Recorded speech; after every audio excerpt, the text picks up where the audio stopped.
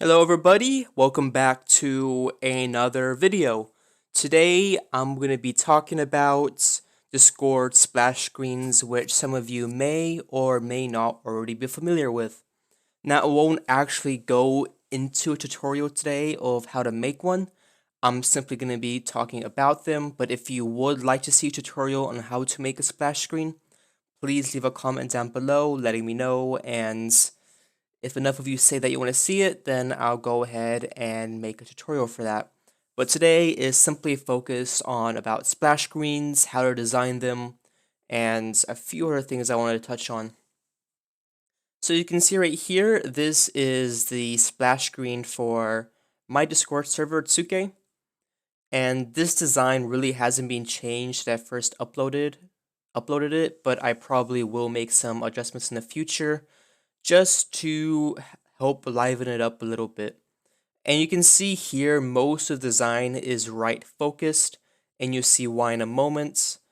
And I did just want to pop up the canvas size real quick, just in case you wanted to start trying to make one yourself. But 1920 by 1080 is generally a pretty good size.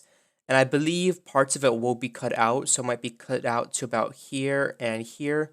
And that's pretty unavoidable no matter how you size it. But just keep that in mind when designing your image.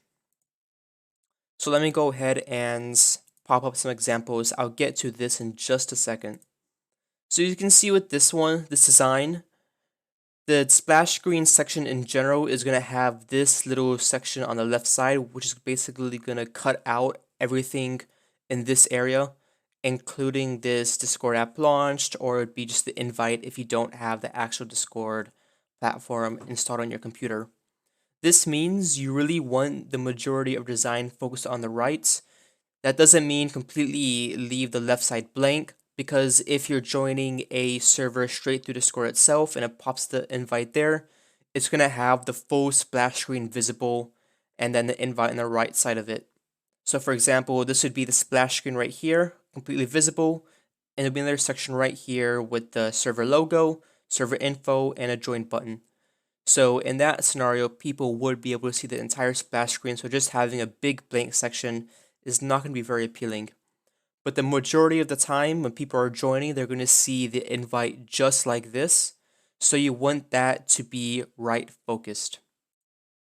Now the great thing about splash screens is you only need 2 boosts for your community to actually use them. As soon as you get 2 boosts, server invite splash screens are unlocked. And if you go over to server overview, it's going to be that main tab that launches when you open it up. You scroll to the bottom, you're going to see a new section where you can add a server splash screen. And those are really great to help add some more depth and personality to your community rather than just having the basic invite when you go to pop up a server.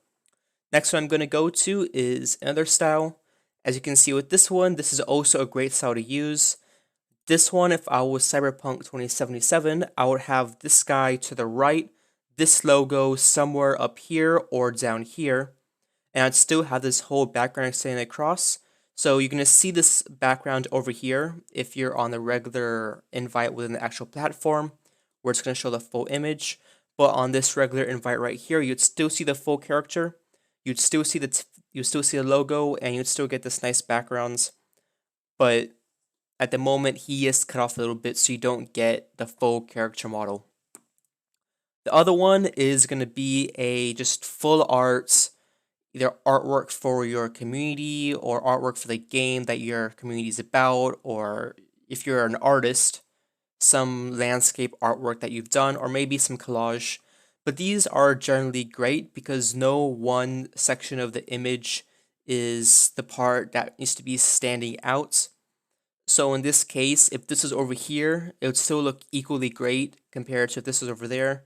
Naturally, since the Imperial City and the White Gold Tower, I believe that's what it's called, they would want to focus it on this side. But in general, landscape splash screens are awesome because you can have them either which way. You don't have to worry about one side having more.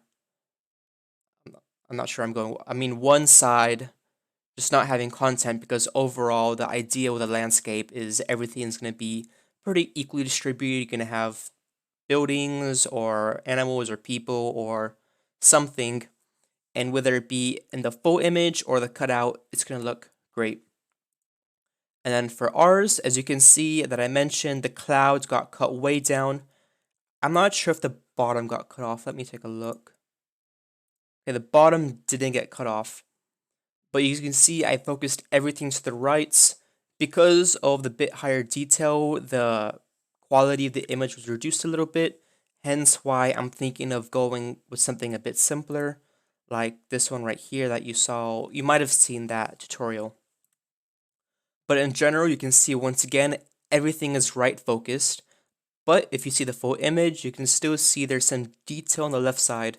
So when that full image is still displayed, you get the full experience of what I was going for, and in most cases, what the artist that did that specific splash screen is going for. Now, while I'm not going to have a tutorial today on how to make a splash screen specifically, there are a ton of banner tutorials on our YouTube channel, which can easily be repurposed and applied to the splash screen. For example, this one is awesome for that sort of thing, and I'm personally thinking of doing something along those lines. If you've seen this tutorial, basically what it does is it takes little icons unique to whatever your server is about. In this case, it was Pokeballs, Squirtles, Bulbasaurs, Charmanders, a Snorlax, all Pokemon based, as little icons in the backgrounds, a big central character, which in our case would be our mascot, and the background would have something anime, Japan themed, and you can have your server name and maybe a little part underneath for what it's about. Same thing can be done with the cyberpunk style. You have a central text going across. You can see it's going diagonally, and in this case, it would cut across in this fashion. If you can see how the mouse is going, and it would be pretty visible for the most part. Maybe part of the T and part of the S would be cut off, but you'd still know what the community is about, and you'd still have this wonderful overall image to look at. And you can see both sides are technically mirror images, so when you see it either in the cut off section or the small section, you're still going to get that same experience. Similar thing here, Bakugo will get cut off a little bit in this style, but you can see parts of him, you know who he is, and you have two other characters who really help make the rest of the image for the smaller version. But then in the larger version, which you'd see in platform, you'd get the full experience. And it's basically the same exact thing for every single other banner tutorial on our YouTube channel. So to really wrap things up with server banners is the existing tutorials we have on the channel, and not to keep on plugging the channel, but the existing tutorials are great to reapply them to other scenarios. And what I really want to get at is the skills you learn from one tutorial can be applied to a wide variety of things. For example, this minimal style in this banner, it's a banner, it's not a big splash screen, a big visual, but you can take pieces of that, pieces of this, and maybe pieces of this one, and mash it all together into something that really looks great. So when you watch a tutorial, try to see what aspects of it you can apply to other designs and how you can scale it up or scale it down depending on your scenario. And the important thing to remember with the Discord splash screen is you want it to be right focused, but don't neglect the left side, because as I keep on mentioning, for this big version that users initially see in a web browser, they're only mostly going to see what's ever on the right and in the middle. Left side's cut out, but in the actual Discord application, you want to have stuff on the left side as well. Not too much, but enough so that it completes the image and users aren't left with a giant hole or a giant white black space, etc.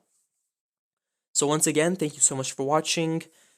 As always, I'm going to probably link this banner tutorial right up on screen, popping up in a few seconds, just so you can take a look at that.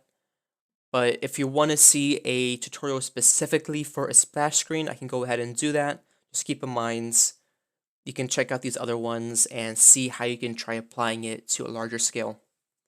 And I hope you all have an amazing day.